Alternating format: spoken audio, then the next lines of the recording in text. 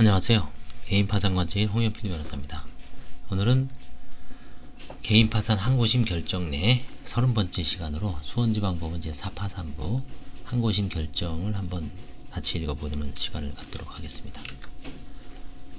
이거는 수원지방법원 제4파산부 결정이고요. 2011화 1133 사건입니다. 원심 결정을 취소한다. 항고인을 면책한다.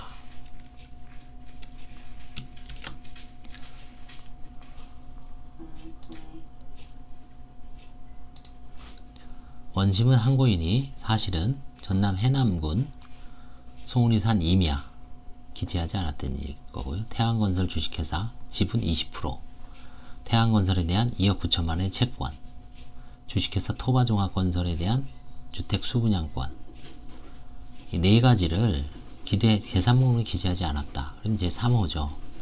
재산 상태가 허위 진술, 면책 불허가 사유죠. 그 다음에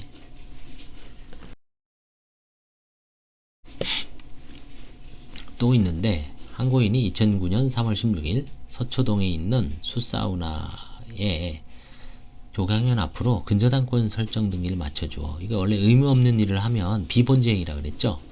그래서 564조 제1항 제1호, 651조 제2호 과태파산죄입니다. 1호는 사기파산죄고요. 비본죄행이 면책불허가 사유가 있으면서 형사처벌도 되지만 이거 이제 불허가 사유가 있고, 세 번째 상업장부 작성 의무가 있음에도 이를 작성하지 아니하여 564조 제1항 제1호, 650조 제3호의 상업장부 부작성이 면책불허가 사유가 있다고 보았다. 이것도 형사처벌 되죠 원래는. 자, 그럼 면책불허가 사유에 대한 판단, 과연 3호 재산상태가 관한 허위진술, 허위기재에 해당되는지. 자, 보자. 전남 해남군 송지면 송오리산 172야 38,876제곱미터에 대하여. 이 동네는 땅값이 쌉니다 사실. 항고인이 위 임야를 소유하고 있음에도 이를 목록에 기재하지 아니한 사실은 당사자 사이에 다툼이 없으나, 그렇죠? 뭐 나도 인정하고 저쪽도 기재 않았다. 다툼이 없어요.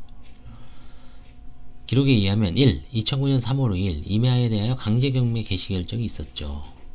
2. 임야의 시가는 약 3,100만원임에 비하여 임야에는 체납세액이 약 4천만원에 달하는 체납처분과 또 다른 다수의 가압류 등기가 맞춰진 사정. 물론 이 가압류 등기는 관제인이 말소를 해서 경매시 그 세금 빼고, 만약에 이게 4,500에 낙찰됐다 그러면 4,000은 국가로 들어가고요. 경매 과정에서 500만원은 파산재단한테 배당이 되겠죠. 근데 이미 시가가 3,100인 그 땅에 시골 지방의 임야가 그 이상을 나가는 경우는 드물죠. 3. 항고인이 2006년 6월 이 사건 파산의 원인인 사우나 사업에 투자하기 전에는 다수의 부동산을 소유하고 있다가 계속적으로 소유권을 잃어가는 과정에서 임야에 대한 경매가 있었던 등을 사정을 종합하면 항고인이 임야의 기재를 고의로 노력하였다고 단정하기 어렵다. 2. 태왕건설에 대한 지분과 채권. 태왕건설에 대한 20%와 채권 2억 9천은 재산 목록에 기재하지 아니하였다고 보았다. 기록에 의하면 태양건설에 대한 2억 9천을 투자하였고 이를 기재하지 않은 사실을 인정할 수 있으나, 다음에 기록에 의하여 살필 수 있는 다음의 사정, 즉 다른 관점에서 보면 다른 색으로 보이는 거죠. 이게 투영해서 보면. 즉 1. 항고인이 태양건설에 2억 9천만을 투자하였고 이것을 지분 20%를 인정하기로 한 사정.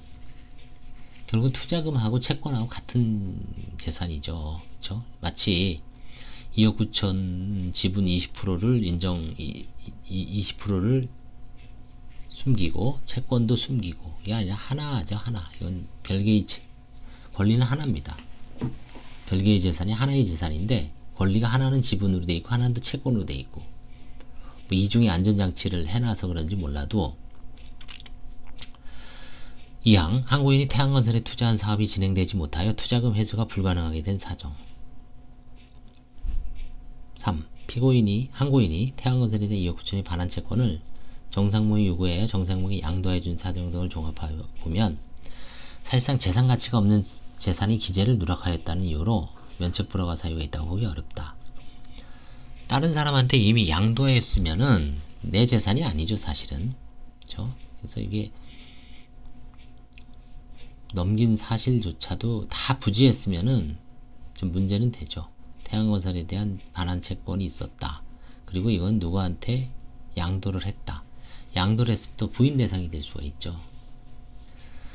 그 다음에 토바종합건설에 대한 수분양권. 항고인이 토바종합건설 대표이사 유정복과 2009년 3월 25일 인천 부평에서 주택을 분양받기로 하는 계약을 체결하고 대금을 납입한 사실이 인정되나 토바종합건설이 도산했어요.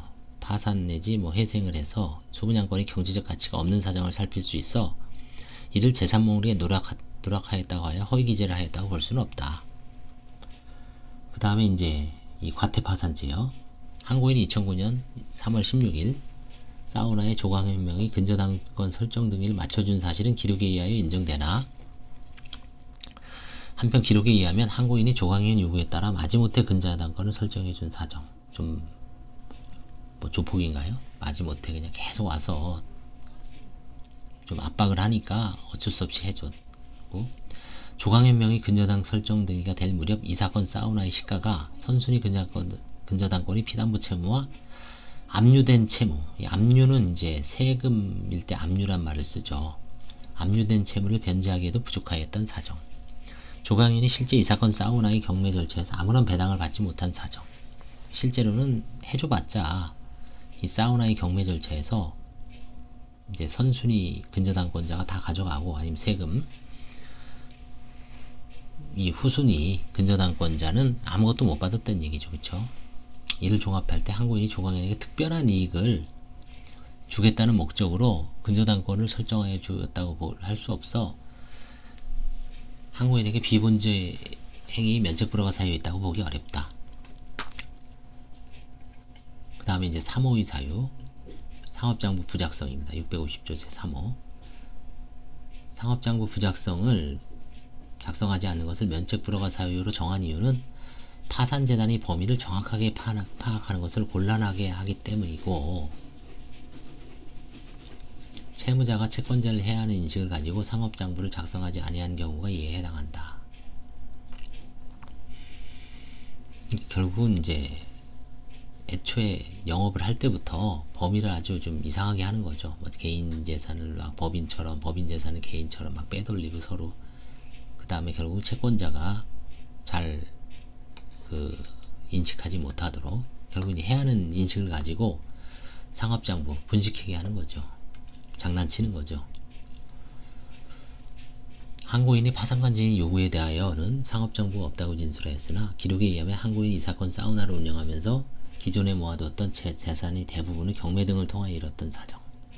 항고인이 사업 운영 당시에는 장부를 통하여 세무서에 부가치 신고 등 세무신고를 마친 사정을 살필 수 있고, 그렇죠. 보통 사업이 정상적으로 운영될 때는 세무사나 공인회계사를 통해서 기장료를 주고 세무대행을 맡기죠. 워낙 이 비용 처리라든가 세금 관계가 복잡하니까, 그렇죠?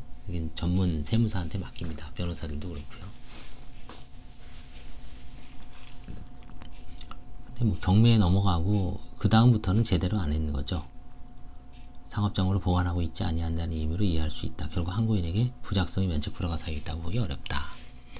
그렇더라도 이게 면책 불허가 사유에 해당되더라도 다음과 같은 사정에 의하면 재량면책 사유다. 항고인이 약 30억 원의 채무가 있다가 송명수 등으로부터 권유를 받은 이 사건 사우나 사업에 실패함에 따라 파산 및 면책 신청에 이르게 된 경위, 항고인이 50대 후반의 여성으로 어린아이와 함께 생계를 유지하여 나가는 사정, 항고인이 만성적인 허리통증, 관절염, 안과질환과 우울증 등의 질환을 앓고 있는 사정 등을 종합하면 면책 불허가 사유가 존재하는 경우에도 항고인에 대하여 재량으로 면책을 허가해야 할 것으로 보인다. 이런 식으로 해서 결국은 면책이 됐습니다. 이 사건은 면책이 됐고요. 이제 똑같은 어떤 재산 미기재 할 때 그게 과연 실제 가치가 있고 채권자들한테 배당될 가능성이 있는지, 그런 여러 가지 사정도 종합적으로 고려를 해서 이제 항고심에서 판단을 한 거죠. 원심, 1심 내지 아니면 관제인들도 이런 판단 기법을 통해서 조기에 신속하게 주로 면책 허가 의견으로 해서 조기에 면책을 시키는 게 좀 바람직하지 않나 싶습니다. 이건 아주 좋은 판례 같아요. 실제로 어떤 겉으로 드러난 외관이 아닌 좀 속사정을 낱낱이 들여다보고 합리적인 결론을 도출해라. 파산의 목적이 채무자의 갱생이 있기 때문에 채무자의 처벌이 아니죠.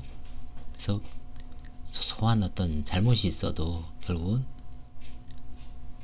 그게 다른 채권자들한테 큰 영향이 없고, 없으면은 재량면책을 폭넓게 활용하라, 그런 어떤 메시지인 것 같습니다. 도움이 되셨다면 좋아요와 구독을 눌러주시기 바랍니다. 감사합니다.